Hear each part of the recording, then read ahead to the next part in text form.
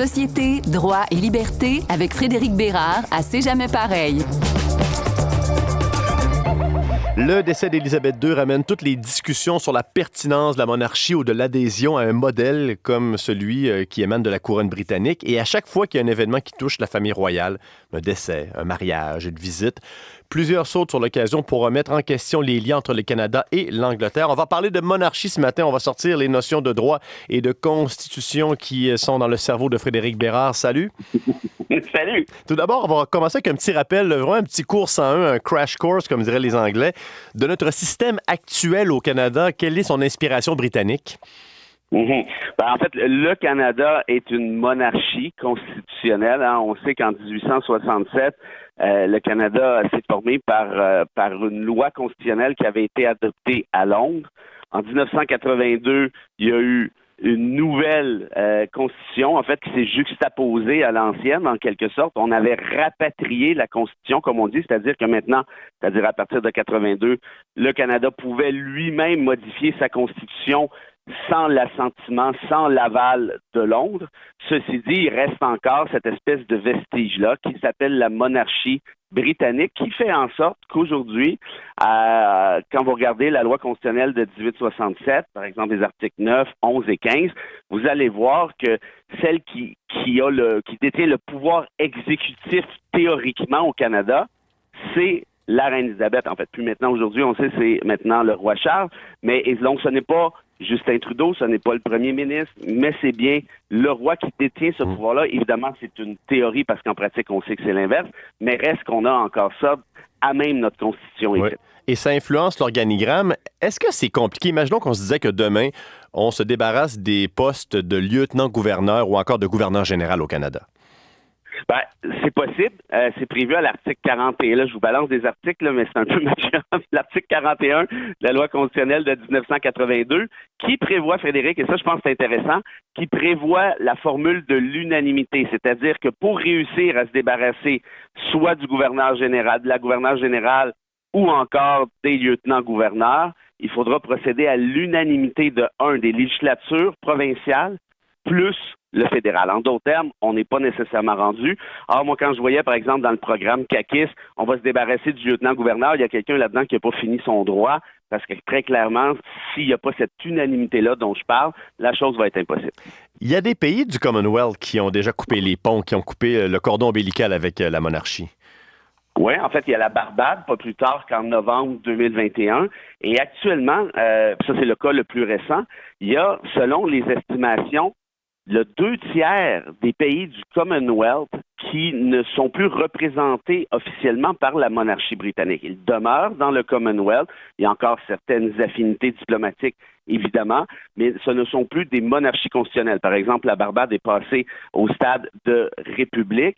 L'Australie, apparemment, avait promis de couper les liens avec la monarchie dès le décès d'Élisabeth II. Donc, on verra bien qu'est-ce qui se passe à ce niveau-là. Et selon certaines estimations, Frédéric, le Canada devrait demeurer potentiellement le dernier pays du Commonwealth à s'affranchir de cette même monarchie si la tendance se maintient. On a abordé brièvement tantôt le rapatriement de la Constitution en 1982. Pourquoi est-ce que le gouvernement de Pierre-Éliott Trudeau à l'époque n'a pas profité de l'occasion pour complètement couper les ponts et revoir le système politique? Ça aurait été effectivement, ta question est absolument pertinente parce que ça aurait été l'occasion rêvée. Ceci dit, politiquement parlant, est-ce que la chose aurait été possible? Franchement, j'en doute. On voit qu'il y a un appui qui est quand même relativement fort à la monarchie britannique ici même.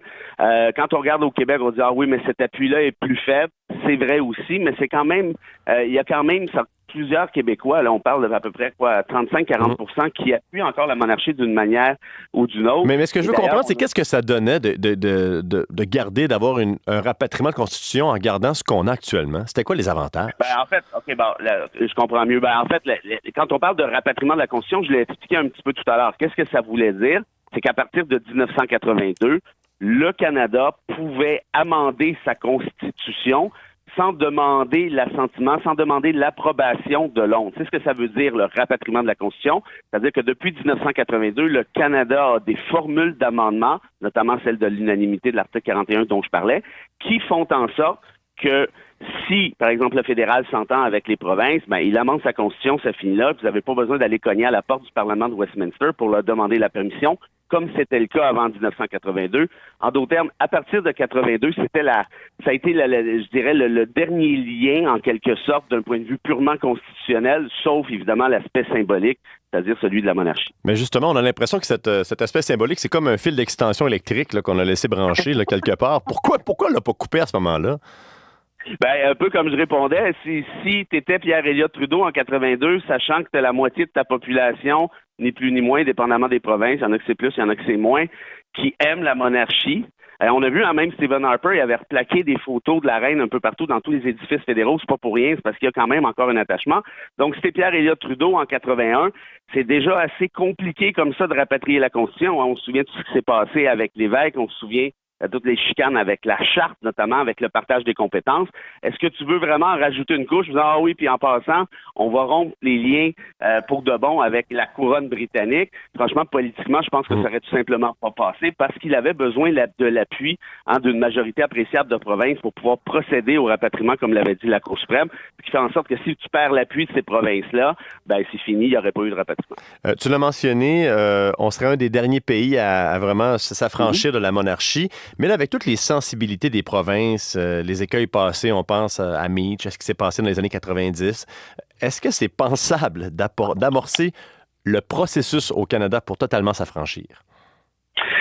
Quand on parle d'unanimité, c'est nécessairement difficile parce qu'il suffit d'une seule province pour faire foirer l'opération. Tu l'as dit avec Meach, tu as raison. Il a suffi d'une seule personne au Manitoba, Elijah Harper, pour mettre à mal Meach. Par la suite, il y a eu une autre discussion avec Terre-Neuve. On s'entend, le Manitoba et Terre-Neuve, ce sont de toutes petites provinces. Mais lorsqu'on parle d'unanimité, par définition, on donne un veto à chacune des provinces. Donc, est-ce que c'est réaliste de penser que ça va se produire dans un court ou moyen avenir? J'en doute. En termes de délai, franchement, je ne pense pas. Une fois qu'on a dit ça, par contre, c'est pas impossible de modifier la Constitution, mais il faut y aller par bloc ciblé. Par exemple, au Québec, on l'a fait avec les écoles confessionnelles, avec les commissions scolaires pour les rendre linguistiques. Ça peut fonctionner, mais je pense qu'il faut éviter de tomber dans les pièges du passé et essayer de modifier la Constitution avec un espèce de gros bloc mammouth, comme on l'a essayé de le faire avec Meach et encore plus avec Charlottetown. Et je vais terminer avec une question plus technique, mais qui concerne vraiment ta spécialité. Si jamais on s'affranchit de la monarchie, est-ce que ça influence d'une quelconque façon le système judiciaire? Pas nécessairement, non. En fait, très, très symboliquement, on sait que c'est la reine ou le roi contre Tremblay, par exemple. C'est techniquement le roi qui est le chef des poursuivants, mais à ce moment-là, on peut très bien modifier ça si on devient une république comme la France en disant le peuple contre Tremblay, tout simplement, sans que ça devienne un problème. Donc, d'un point de vue judiciaire, ça change absolument rien, sauf peut-être un peu de cosmétique. D'un point de vue démocratique, par contre, là, ça devient plus intéressant parce que la première ministre deviendra un président ou une présidente, et là, il faudra voir qu'est-ce qu'on fait avec notre système électoraliste. Et là, ça pourrait donner lieu à des réformes nécessairement intéressantes. Chaque mercredi matin, Frédéric Bérard est le roi de nos ondes entre 8h15 et 8h25. Et là, le roi, on doit lui dire au revoir et on lui reparlera dans son carrosse la semaine prochaine. Il ne se croit que valet, puis c'est bien correct comme ça. Merci beaucoup, Frédéric. À la semaine prochaine.